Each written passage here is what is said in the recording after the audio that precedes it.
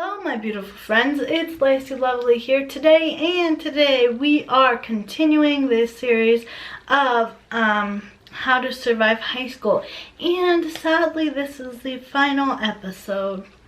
Boo. But this is a good episode, but I think my favorite was last week's episode. If you haven't checked it out, make sure to click this link right here, or it will be linked in the subscription box below.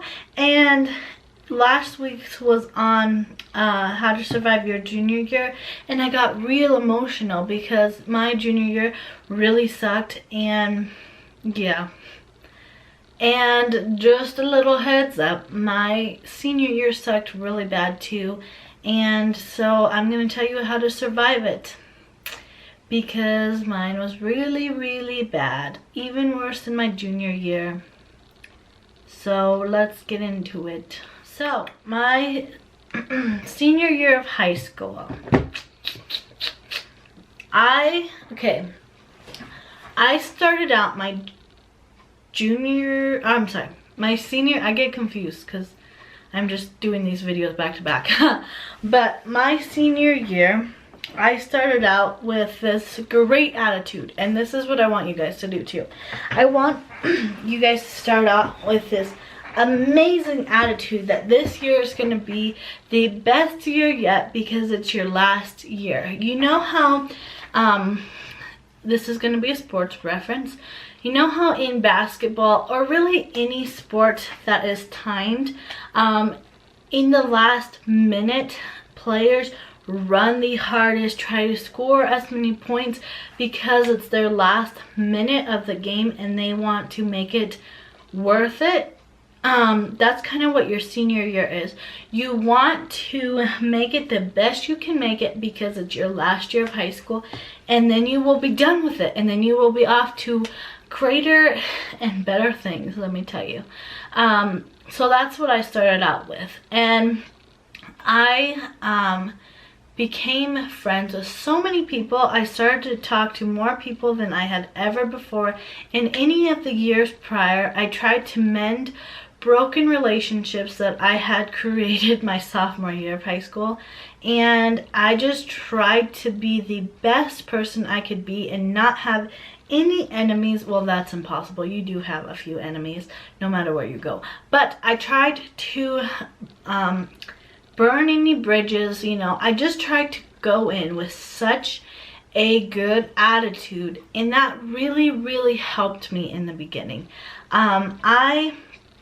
Any person I saw walking down the hall, if I knew their name, if I didn't do this, but if I knew their name, I would say, "Hey Trina, how's it going?" And then me and Trina would start talking. Or I'd be like, "Hey Nick, how's it going?" Or "Hey Jessica," or whatever. I talked to anyone, even if I didn't like them.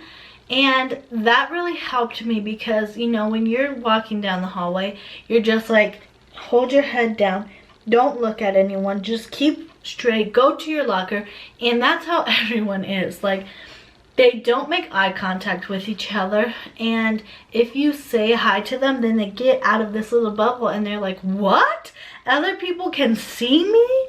And it's like, yes, other people can see you. I could see you, but most people don't pay attention to each other. So you need to be paying attention to the other person walking down the hall and make sure you say hi to them, because that will make their day. It will help you make more friends, and it will just make people in a better mood, and eventually it'll make you in a better mood too, because you're making other people in a better mood by acknowledging them. So that's definitely what I did.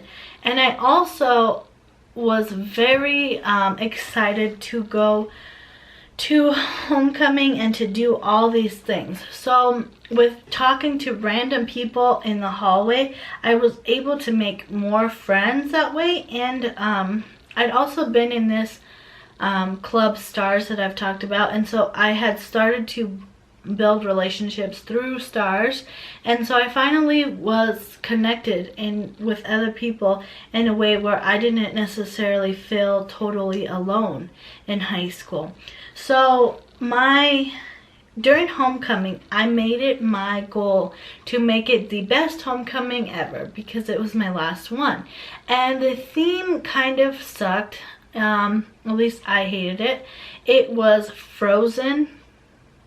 And if you like Frozen, I'm sorry, but I hate Frozen. I think it's stupid. I think the concept is kind of cool, like, ooh, like sister bonds, whatever. But I hated the movie. I hated that everyone was all about Frozen. And I hated that the homecoming theme was Frozen. But I didn't care, okay? I was like, even though I hate this theme, I am going to make this the best homecoming I can possibly make it, because it's my last. So what I did is I asked a whole bunch of girls, even if I didn't know them, if they wanted to go to homecoming with me. Now, I didn't get asked by a boy to go to homecoming, and that's okay.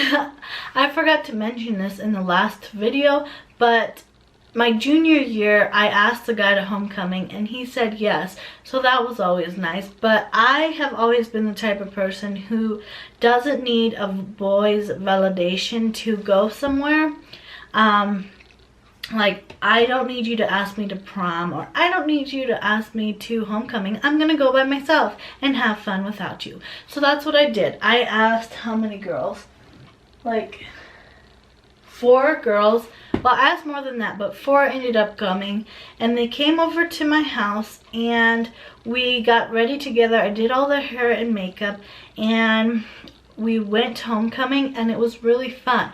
The only bad part is I got sick at homecoming, but that was out of my control. So I would just say, you know, if there's something you're passionate about, which I was passionate about homecoming. I loved dances, so that's what I drew all my attention. I tried to have the best homecoming I could possibly have, and I did. I had a great time.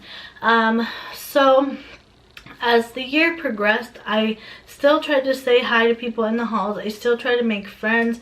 I still tried to do all of that, and then Christmas break happened, and as you guys know, kind of what happened then, I lost my dad, and everything went downhill. And I know not everyone's gonna lose their dad the Christmas break of their senior year, but I did, and that was a big blow, to have your whole world taken out from beneath you. And what really sucked about losing my dad, and you can also watch 17 Things I Learned at 17. I talk about that in that video, but I lost all of my friends except for one. And all of them just didn't want to be around me and just didn't want to talk to me and stopped being my friend because they didn't know what to say around me because I had lost my dad. And I know that sounds so crappy, but that's how it was. And it sucked, and I cried a lot, and I refused to go to school a lot. I missed a lot of school, and basically because I had no friends the last part of my senior year, I ate lunch with the librarian. Let that sink in. I ate lunch with the librarian, and I know it's not very bad. Like, I know there's worse things in life, like losing your dad, but it was kind of a big deal for me because I didn't have anyone else to hang out with, you know? And it sucked. It really sucked. So, like I said in the junior year one, all you can do is go day by day. And you know, if the students are crapping, if you lose all of your friends like I did, become friends with teachers. I became really good friends with my social studies teacher, and I'm still really good friends with her. She's amazing. She helped me through this hard time, and I love her to death. And if you're watching this, Miss Solberg, I'm talking about you. But just, you know, go by day, and before you know it, it will be May, and you will graduate, and you will be off to bigger and better things. But all you have to do is survive your senior year. That's all you have to do. You know, if you make enemies along the way, then you make enemies, and it is okay, and you will be fine, and that will be that. And then you graduated, woohoo! And you will be done with school. and it will be amazing, and it will be the best thing that ever happened to you. So that is how I survived my senior year of high school. I hope you guys enjoyed this video. If you did, make sure to thumbs it up and subscribe down below, and I'll see you guys next time. Bye.